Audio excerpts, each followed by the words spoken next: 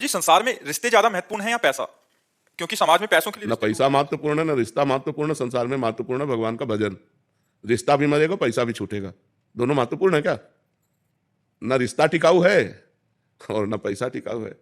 पति पत्नी में विश्वास नहीं रह गया, पवित्र संबंधों में दरार आ रही है, पवित्र संबंधों में विश्वास जा रहा है। तो अगर भगवान का, अध्यात्म का आश्रय नहीं लिया तो कुछ भी हो सकता है। विश्वास करने योग्य कुछ नहीं है।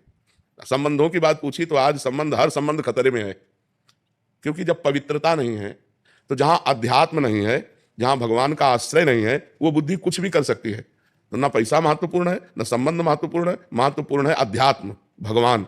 जब तक भगवान का भजन नहीं करोगे तब तक खूब पैसा होने पर भी शांत नहीं रहोगे, आनंदित नहीं रहोगे। क्योंकि पापाचरण होगा और पापाचरण का फल दुख होगा, उसे भोगना ही पड़ेगा। अवश्य में भोक्तव्यम कृतम कर्म शुभाशुभम। इसलिए भगवान को महत्व दो।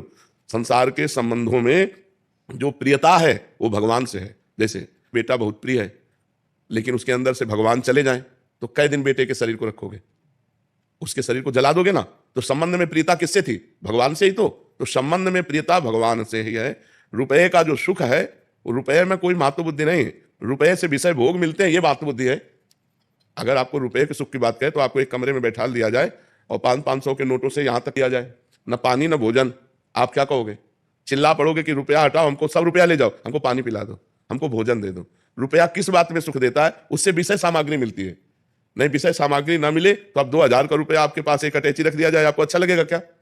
कहोगे हटाओ, बेकार है। क्यों?